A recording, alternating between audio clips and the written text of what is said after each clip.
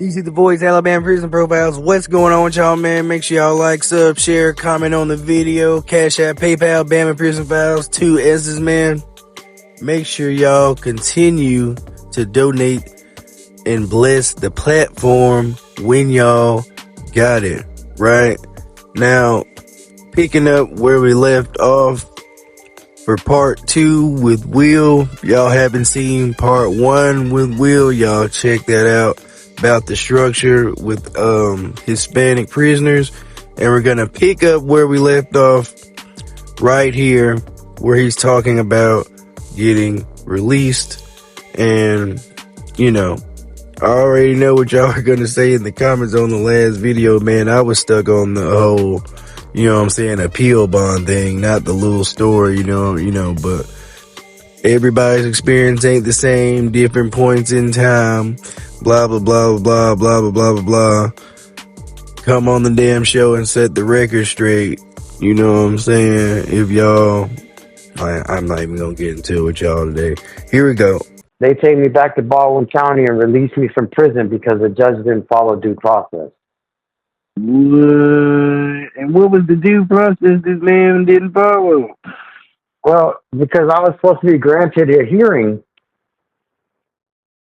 and because it was my first drug offense, I was supposed to be offered alternate incarceration. Definitely. So 30, 60, 90 drug program, I was supposed to be offered, I was legally obligated, the judge was legally obligated to send me somewhere besides prison. Prison would have been the next step. But because he sent me, I say especially since it got dropped to that lower degree felony instead of that class A no good time. You know what I'm saying? Mm-hmm. Yeah, you should have been community corrections or fucking, what do they call it? State probation or something like that. Exactly. So they told me roll it up, and I rolled out. And so, and then you say you just went straight from then, or? So they take me back. They take me. Well, I got in a fight and got written up, and I thought that I was being transferred to Donaldson. So middle of the night, they're rolling everybody up. Get your shit, get your shit. So they roll me up. I go to intake at Elmore, and they put you in the separate cages. So the vans get there in the morning, and they're calling this van. All right, you're going to Donaldson. You're going to here. You're going to Ventures. You're going here. Man, everybody done left. And I'm sitting there by myself like, man, where the fuck am I going? Holman was the only other option. I said, man, I hope I ain't going to Holman. I was like, and then I look up, and there's 2 deputies from Baldwin County Sheriff deputies there. They called my name, gave them my SID. They're like, all right, let's go. Where are we going? You're going back to court. What am I going back to court for? We're just here to transport you. Shut the fuck up and get in. Okay. So I get back, and because I had a couple of dollars left on the phone back in Baldwin County, I get on the phone, call my people. I'm like, hey, I had money on that. I had money on that account. Yeah, they took me straight back to the county jail. So I had money on that phone account from before I got sentenced. So I call my people, and I'm like, hey, Dad, I'm in the county. I don't know what's going on. He's like, what's happening? Whatever. So I thought that maybe they were re-sentencing me or something. So the next morning, I get in front of the judge. I go to court. Before the judge even sits down and calls docket, calls my name. I'm like, oh, shit. He said, you're being released. I was like, excuse me? He's like, we're going to return you to the Department of Corrections, and you're going to be released. Your sentence has been vacated. Damn, I was like, just like that. Nothing. I was like, well, yeah, pretty much. Damn. So I'm like, I said, well, why are you sending me back to the Department of Corrections? He said, they'll release you from there. Then all of a sudden, my jailhouse lawyer kicked in. I said, well, sir, the state of Alabama has no jurisdiction over me, then the Department of Corrections has no jurisdiction over me. You have to release me from here. He looked at the bailiff, told me to go sit down. Sure as shit. 11 o'clock that night, they let me out the prison. No money, The county jail. nothing. Yeah, they let me right out the county jail. So it's 11 o'clock at night, and I go across the street to the bail bonds office, and I pretty much beg them to use the phone. And they're like, yeah, you can make one call. Because I didn't get out with a check. I didn't get out with any property. Nothing. Everything that I had. Let me out from right here. Let me out. Yeah. I need to go back. Let me out. So they let me out of the jail. Didn't have a check to cash. Didn't have any property. So I had to get on the phone with my people. And I ended up staying the night on the side of, pretty much on the side of the jail. I slept outside. Now, mind you, I ain't had no freedom. I didn't know what to do. A bag of emotions. So I'm just sitting up all night waiting. Next morning, I walk all the way from Baldwin County Courthouse to the Walmart, pick up a MoneyGram, buy myself some clothes that fit, get myself a bus ticket, and I take off to New Orleans. Got to New Orleans to my family.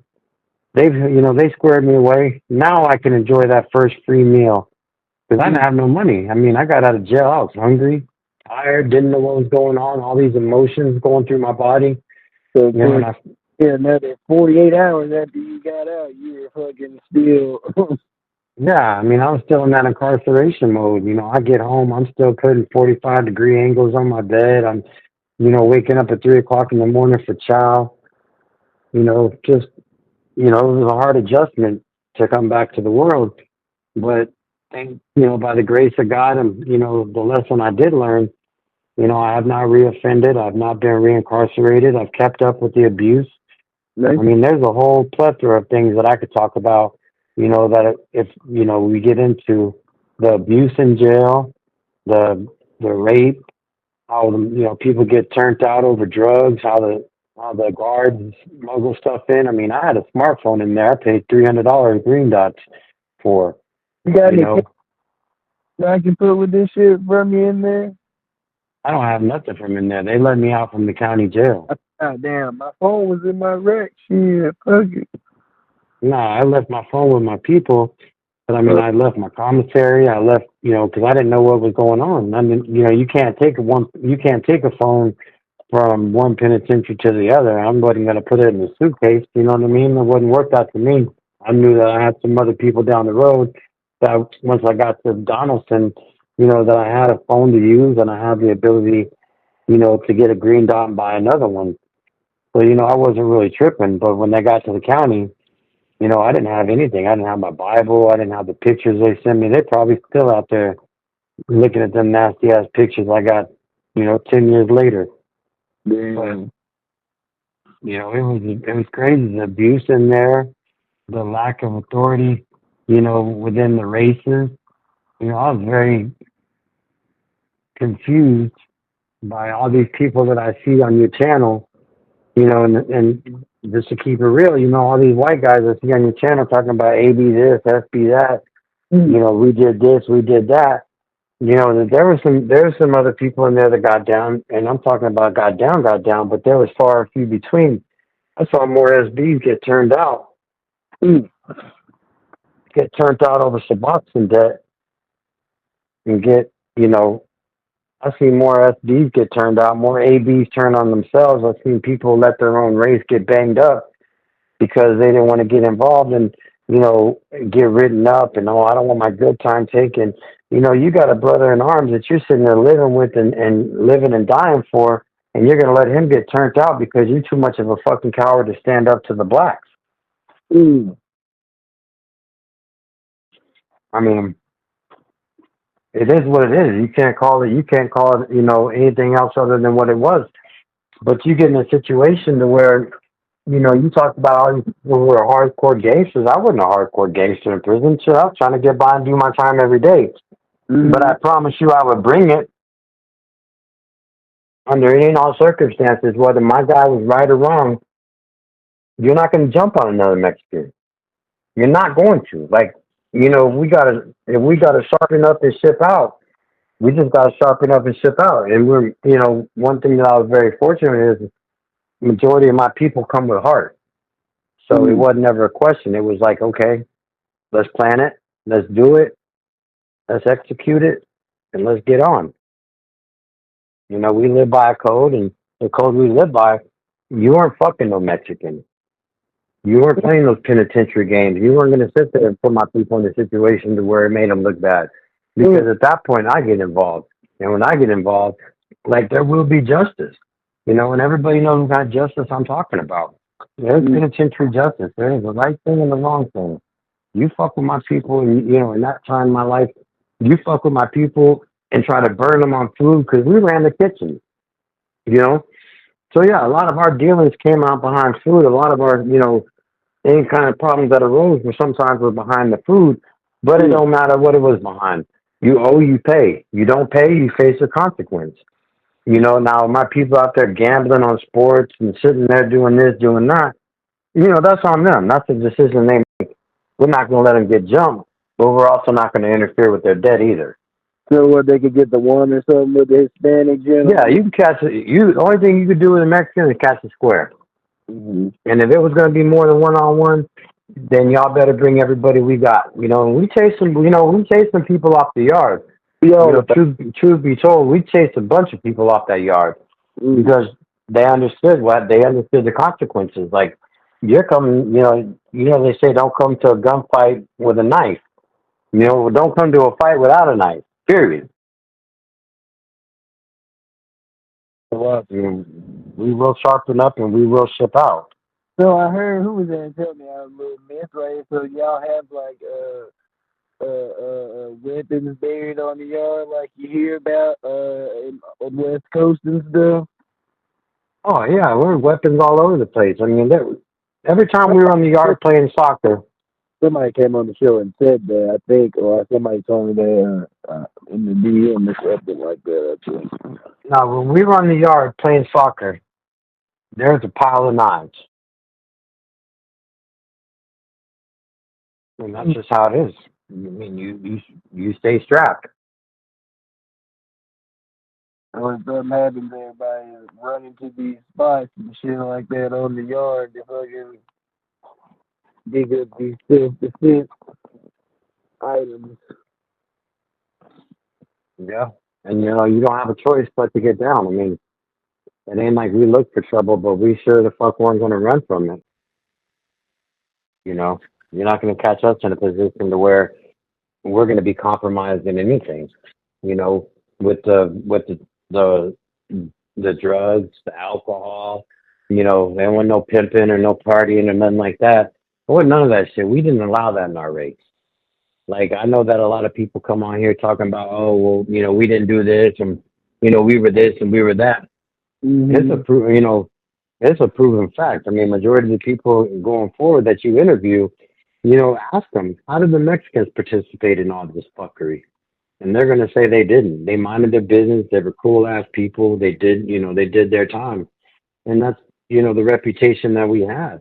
That's I've gotten when I've asked people about it, like, whether on or off the show. They're like, they cool, they mind their business. They be playing soccer and stuff. They be chilling. As long as you don't fuck with them, like, you don't want to fuck with them, like. Yeah, I mean, that's just, it's not like we're a bunch of badasses, but we're united. He was too tall. That might be too tall. That's been, I don't know, I've had his videos on. I think he's the one that told me that, Yeah, I mean, we definitely got down for the crown. I mean, we had our beliefs and we stood by them. There was no, there was things that just were not allowed, things that didn't need to be spoken. You just knew from the get-go that you ain't participating in that. If some other race, came at you and tried to punk you or try to sit there and, start playing those little fucking games, oh, yeah, let me hook you up, this and that, like, for an ultimate objective, nah, partner, we ain't getting down like that. I'm going to protect them, and I gave them my word, each and every one of them, that I will protect you to the end. and that's what I was prepared to do. If I wasn't prepared to do it because I'm something bigger or better than what I claim to be, I just did it because those are my people. I mean, we've been fighting oppression in and out of the penitentiary. We're the largest workforce in America, but yet the most underpaid. We get into the penitentiary, we work. We know how to pass time, but we know how to hustle too. You got Mexicans going out there in the field, and our people out there putting stuff out there for them. They coming back with bundles, and we living. We doing our thing and we living. That's all we have to do. I forgot what kind of hustles did you have in there? Oh man, I mean, all kinds of hustles. Like the kitchen was a big hustle. Like selling food out the kitchen because that ain't cost us nothing. Suboxone was pretty rampant in there. Mm. Of course, Mexican and we get together like peanut butter and jelly.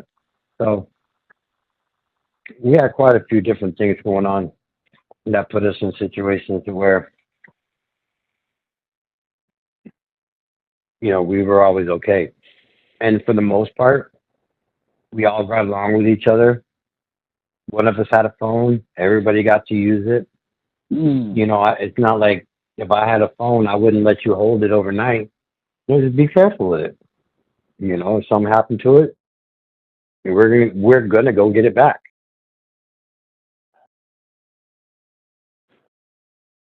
It's crazy to hear about that unity like that with these small numbers and stuff like that. Mm. You don't have no choice but to get down. Hell, it even. I mean, if you let one person, get flexed on, then what happens to the next person? But like I said, we did everything together. We ate together, we lifted weights together, we exercised together. We all showered at the same time. One of us went to the bathroom, somebody followed. We break bread. You don't have no commissary, you don't have no groceries, you're gonna eat just as good as I do. I might be telling them folks I'm like one of them dark Cubans or something like that. If I'd be. Yep. I need to get me a little taco or something. And that's one thing that we did, man. We had a little pepper farm in Elmore. We had little jalapenos. We had, we would cook for the guards, and on the guard side, we'd cook for them. And we was smuggling, we're Mexicans, king of smuggling. We get something out of somewhere from nothing. So it's like majority or like a lot of Spanish prisoners work in the kitchen there, or they did at the time. A lot of them work in the kitchen most of the time. And if you didn't work in the kitchen, you just got to that camp, and we would talk to them. It ain't nothing to go to the law and ask them, hey, can I get this dude transferred? You don't speak English. And the majority of them look at it like the law. We don't bother nobody. We don't cause trouble. And they would help us. They would transfer them. We would get people switched out. Somebody have a bottom bunk. We would switch them out for a top bunk, but closer to us. Like we had our own little thing. One person did this. One person was responsible for that. We relied on each other, and that's where the unity comes in. Being able to rely on somebody to do what needs to get done, regardless of the task at hand. I was always confident that I could ask my people without recourse. It was just fucked up to see all the other races, and I'm not here to bash anybody, but you see the blacks turn on each other worse than anybody else. They'll sit there and stomp each other out instead of lift each other up. Drugs, different gang. Yeah, gang. And the weirdest thing in the world, and I'll tell you, I got into it one time. There ain't no air conditioner. It's hot as fuck. I'm laying in my bunk. Dude walked by my bunk and I laughed.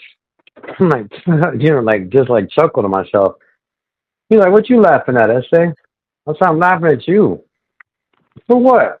I said, you riding around here with thug life tatted on your chest, shirt off, tatted up. And you sitting there holding this white boy hand like you a fucking girl. And you a fucking punk ass dude. Like you gonna sit here and act like you fucking gangster. Like it was just one of the moments where I came outside of myself. No. I said, you in a fucking visitation kissing your kids, and you got this white boy, you walking hand in hand, kiss thug life, kiss thug life. Oh, man. I said, listen, dog, keep on moving. You touch that square right there, I'm going to get up and beat your ass. Like, it is what it is, homie. Like, you out here portraying that you're some gangster this and gangster that. Bitch, you're holding this little white boy's hand, fighting over him. Fuck out of here. Damn. That is crazy. But, I mean, it is what it is. I mean, you live by the sword, you die by the sword. You know, all them undercover punks in there talking about their gangsters and I'm from the dump, I'm from here, I'm from over here, I'm from there, I'm from this, I'm from that. But like they go out in the world, they want to be gangbangers and this and that, and they want to be hardcore, and I'm gangster this and gangster that. And you sitting here holding another man's goddamn hand. You over here fighting over a punk. Yeah, that's not cool. Where the fuck they do that at?